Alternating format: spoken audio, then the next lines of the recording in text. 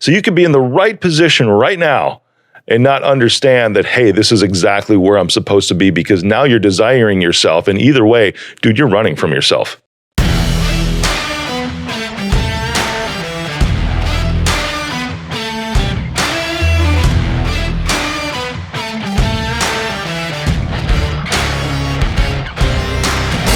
What's shaking? Welcome back to All In. I'm your host, Rick Jordan, and today my guest has worked with hundreds of leaders and entrepreneurs to uncover their purpose, use it, and expand their influence so they can reach more people.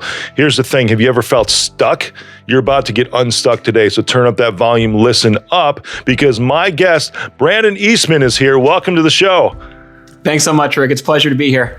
Man, I'm excited to talk to you today because I have felt like this myself and many, many times, to where it's just like, hey, I can see this wall in front of me in business and I don't feel like I can get beyond it. And the crazy thing is I think I put that wall there myself. Yes. Dude, absolutely. Did I just like mic drop and like cover like your whole thing in one sentence there? Yeah. No, I completely agree with that. I mean, we tend to put ourselves in those situations, but sometimes we don't even consciously realize that that's what we're doing. We're not even aware of it. Why is that? I mean, is it self-sabotage? Maybe some of that, or what's the reason why we put this own wall up in front of our own success? Yeah, it absolutely is self-sabotage. And I've read books like The Upper Limit and stuff like that, which talks about you accumulate a certain level of success and then a subconscious part of you is like, oh my God, do we deserve this? Do we deserve all this success and this happiness and this fulfillment that we're experiencing? And it causes us to bring these barriers and challenges into our lives. But I mean, it makes me think of like, when did I first realize that I was encountering these challenges? And it was because for me, I didn't really have any role models in my life. I didn't really have people who taught me how to like set a direction, who taught me how to operate a business, who taught me how to sell, who taught me any of those things. So sometimes it is that self-sabotage, but other times it's just the lack of education. Dude, what kind of education are you talking about? Because you're talking about role models, right? And yeah. I felt the same way, because I mean, the only role model that I had up until I was 16, I feel, was my dad. And then he died when I was 16. And then after that, man, I'm with you. You know, until I hired my first coach, I didn't have a real role model that jumped into my life. Yeah, no, the same for me. And my dad was a great role model for me too. And he's always been a hardworking guy. He does construction. He builds houses. I'm like the exact opposite of my dad in the sense that I'm not the guy out there building houses, framing and all that stuff. But he was definitely a role model in the sense of he taught me the value of hard work, and he taught me the value of getting out there and going after it. And I started doing that. And the thing about that was my definition of hard work was just making a lot of money. And I did that. And I was 18, 19 years old, making upper five figures. After my third year in sales, I was up to six figures. And it was just that for me, though. It was just, I was making a lot of money, or at least a lot of money for my reality at the time. And I was unfulfilled in all the other areas of my life. You know, I was overweight. I was just negative. I wasn't the guy that you'd want to have a podcast conversation with. That's for sure. Dude, when did you realize that you needed to shift your lifestyle? I realized it when I was my third year into sales. I wanted to continue making money, but I didn't have any goals for myself, man. I knew I wanted to be a leader. And this is the funny thing. I had a conversation with my boss at the time. His name was Keith. He's in great shape. He's an energetic guy. And I said, Keith, I want to move up into leadership here. And just for context, this is a wireless cell phone sales company, which you can actually do really well. You can make a lot of money there. Dude, I was 18 and I had a $30,000 commission check from selling wireless. In 1 month. Really? Yes. Very cool. Yeah, no, it's a great industry to be in. I think sales in general is a great industry to be in. Obviously, it matters what company you join and all that stuff. But I told him I wanted to become a leader. And he's like, there's no way you're going to be a leader. And I was like, what do you mean? And he's like, well, you want me to be frank with you? And I said, well, yeah, I'd prefer the honesty. And he says, well, dude, you're overweight. He's like, you're negative. He said, you're doing very well, but no one really wants to spend the time with you. So it's very unlikely that you're going to be a leader anytime soon.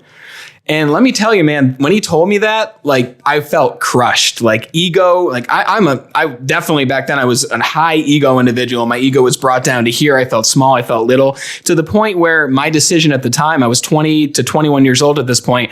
I was like, I'm going to leave this company and I'm going to go to a different company who will treat me better, a company that will appreciate me, a company where I'll have the opportunity to move up into leadership.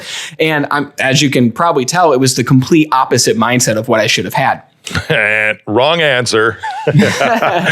Dude, I feel you. And there's been moments in my life too, and I had kind of the same thing that I share with you, to where when I was overweight, it took somebody else actually telling me, because there were so many that didn't tell me. So his name was Keith, right? Yeah. So dude, thank God for the Keiths in your life. For me, I could say, thank God for the drunk guy walking down the hall of the movie theater that told me, hey, chubby. But for real, everybody listening needs to understand that pray for a Keith in your life. Hope to God that Keith just drops into your life, or your version of a Keith, to say, because in that statement, dude, he was supporting you.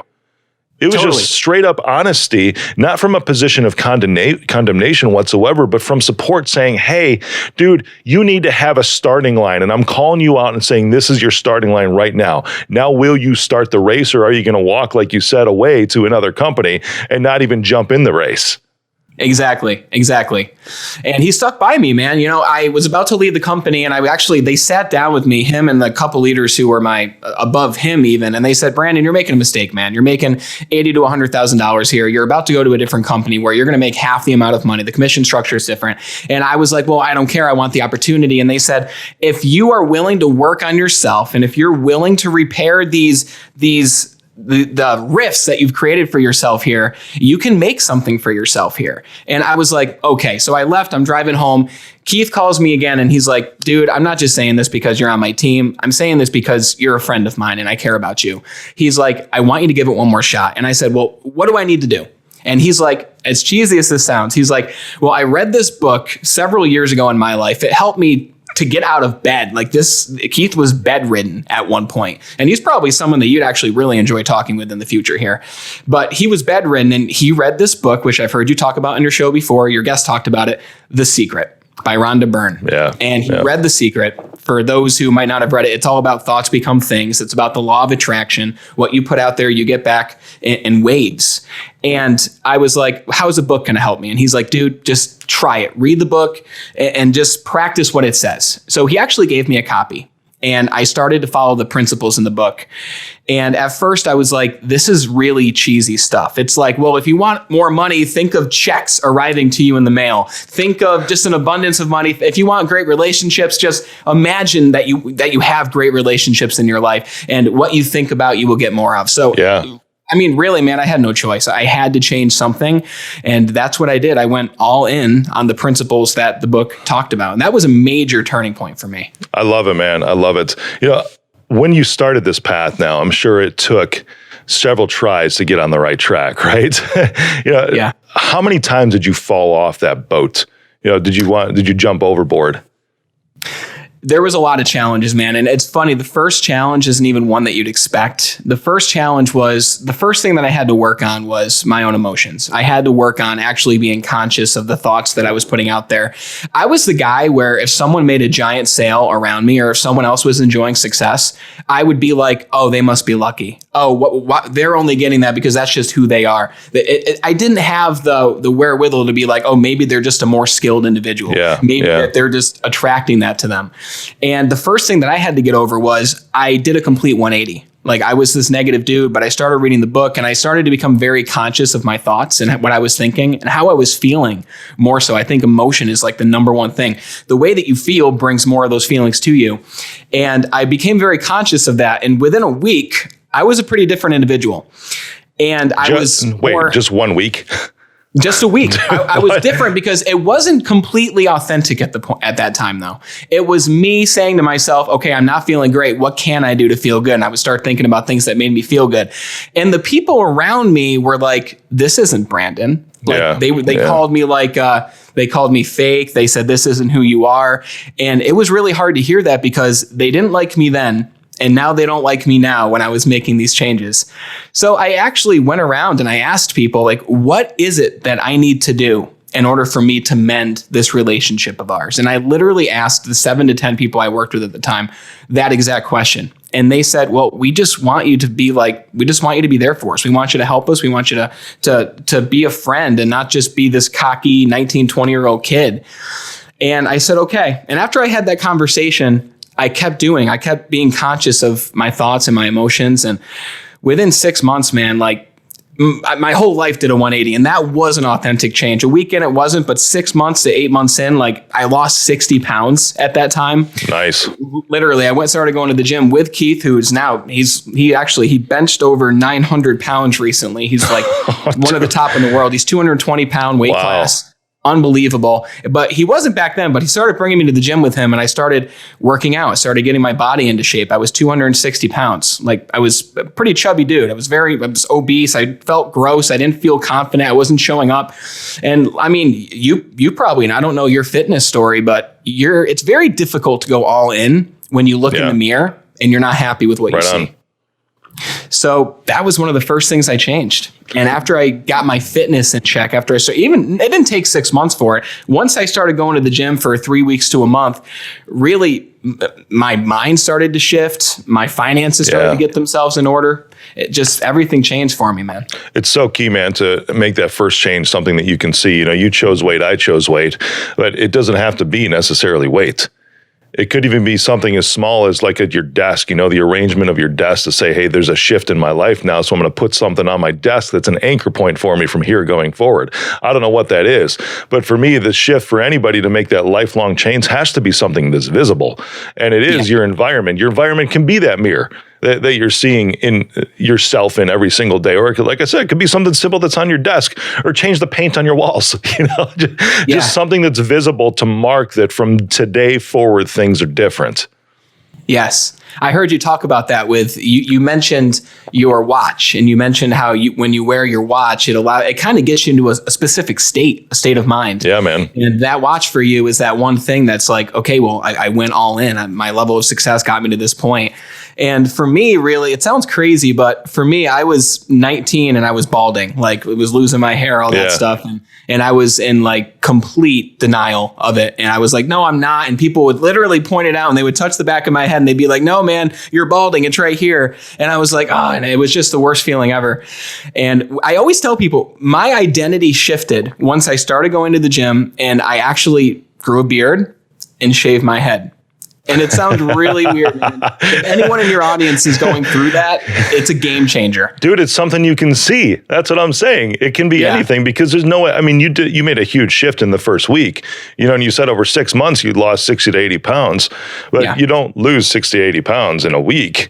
But you can shave your head. You can grow a beard for a dude. You can change the paint on your walls. It's still something visible to mark that shift. I love it. Yes. And you're absolutely right where you say you can't lose it in a week. But I think in that first week, the biggest thing for me was I decided what I was going to do. Yeah, man. And up until that point, my only decision was I want to make more money. I bought the brand new BMW. I bought the nice suits. I bought the nice watches, Movados, all those things. Not a $30,000 watch, but nice watches.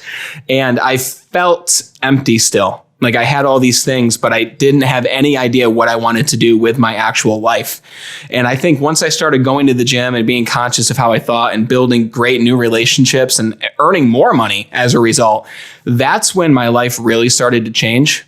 And that's when I actually started to move up into leadership of the company I was in. I think really in that first week, that's when I decided to go all in. I said, I'm not just going to lillygag around. I'm actually going to do something. I'm actually going to make something of my life and make something of my career here. And that's what cool, man. That's awesome. So how did that transition take place for you? What happened when you made that shift in your job where you were working? What did you see it transpire?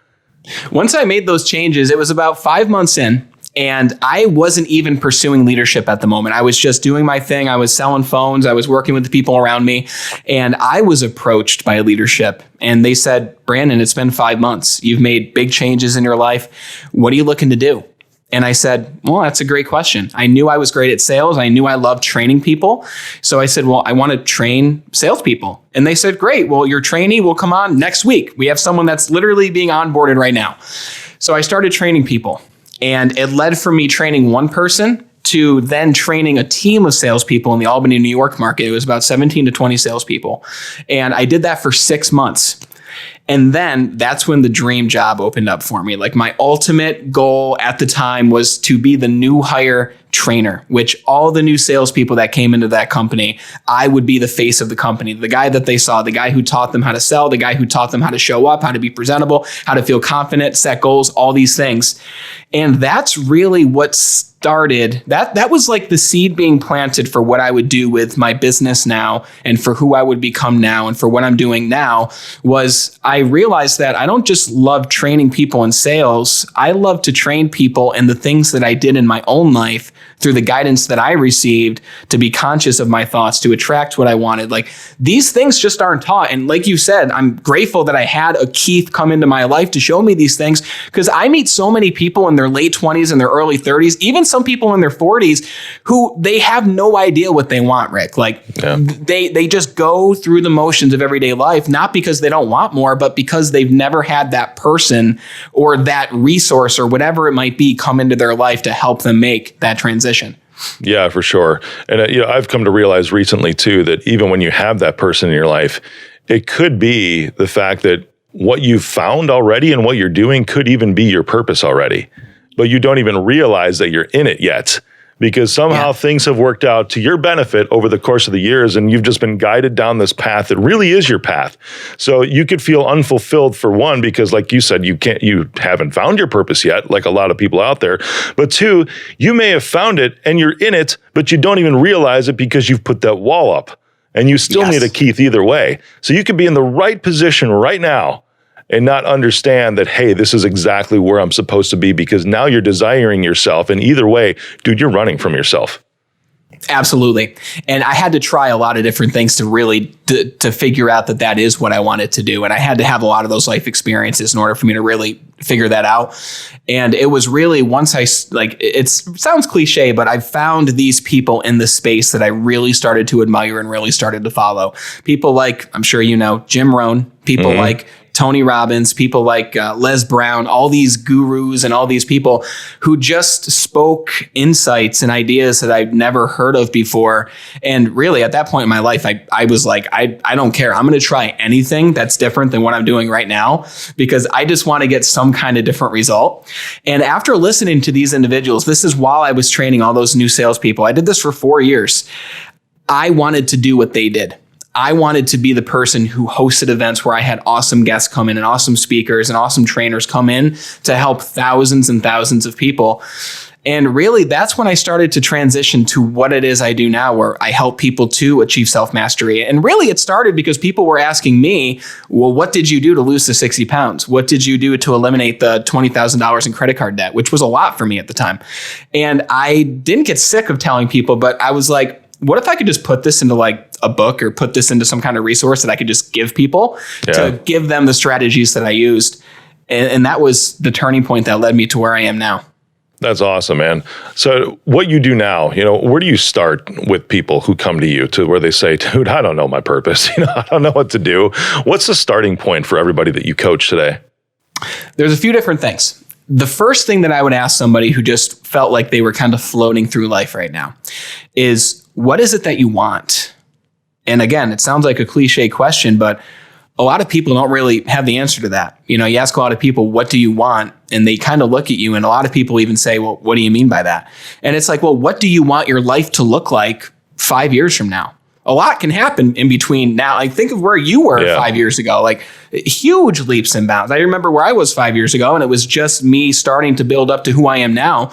But people, it gets them to think, and it gets them to really visualize, like you were saying, what will your life look like in 5 years if you had the ultimate perfect lifestyle for you, a lifestyle where you would feel good, a lifestyle where you felt fulfilled, anything that you want. Imagine there's no limits, no financial barriers, anything like that. That's the first thing. And I would actually have someone take a pen and paper and literally write down exactly how they wanted their life to look. And then I asked them to help them determine what the vehicle might be to get there. Okay, well, what are you good at? What are your unique skills? What are you passionate about? And passionate, not just being like, I love to sing, but I'm not a great singer. Like, what are you passionate about? As in, what is the change that you want to see in the world? What do you want to see different? For me, that was the education system. And it's not that the education system, a bunch of evil people, not the case whatsoever. I just feel like we weren't necessarily taught what we could have been taught growing up.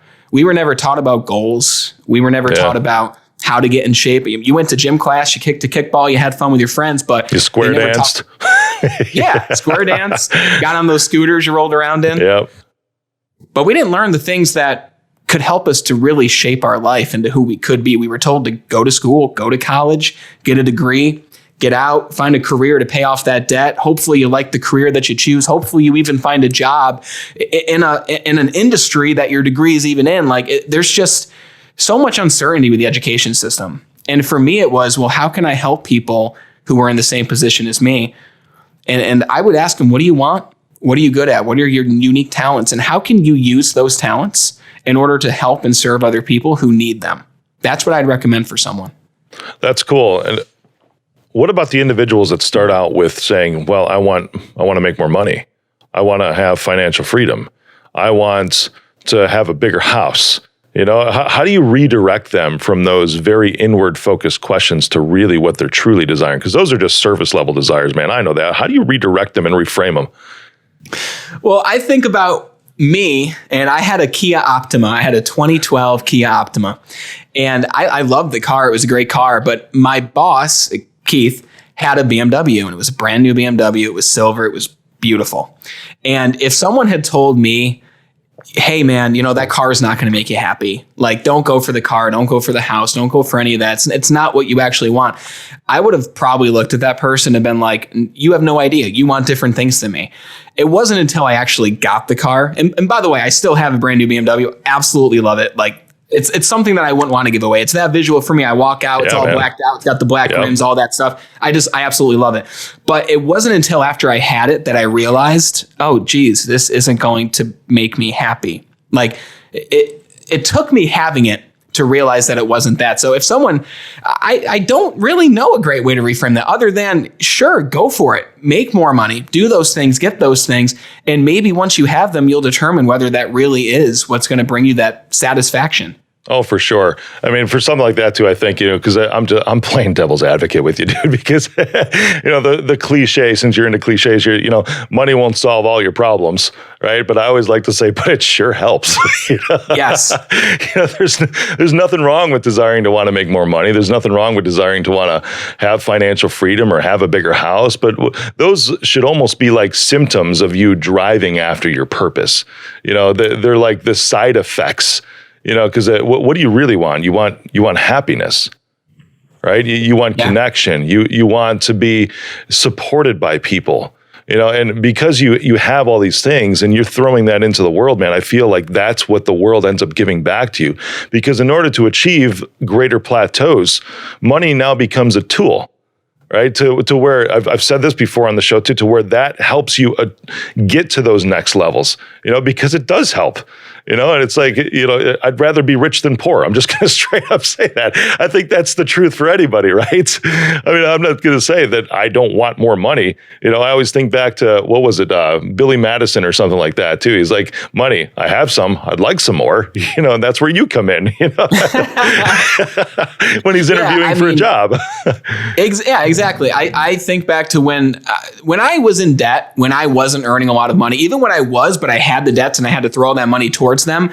It was very difficult for me to think about what the next step was going to be for me, because it's hard to future plan. It's hard to really go all in on anything. If you look at your bank account and every time you look at it, you get that sinking feeling in your body. Yeah, man, I feel you. It just puts you in a bad state. Yeah. And really, for someone who doesn't even have an idea of what direction they want to go, whether it's their career, personal life, their business, whatever it might be, I think the number one thing you can do is do whatever it takes to get yourself into a great state of mind as often as possible. Because when you're in that great state of mind, when you can determine what happiness really even means to you, because I feel like that's not a question we ask ourselves either. Like, what makes me happy? When do I feel most successful in my life? When I'm doing these specific things. Like personally for me, I feel most successful when I'm creating content to post on YouTube, when I'm talking with you right now, because I know this might reach, which I know it will, one person who might hear something we say that says, oh my God, I'm going to do that. I'm going to completely completely just go all in on this concept and try it and see the result that I get. And if it does that for one person, man, that's the ultimate use of our time, is making a tangible difference in somebody else's life. For sure, man. So being a risk taker is part of being an entrepreneur, right? So when you're guiding people along your coaching plan, however you do it, and they get to the point to the where they're just not ready to step over the edge. And you can see, because dude, I know it, because as a coach, and even when I see potential in people, I can see that the breakthrough is right there on the other side of taking that risk. Yeah. So how do you help people cross that threshold to be like, fine, I am going to go all in now. I'm taking this risk. Really, it's just, and it sounds like a really simple answer, but you just got to do it.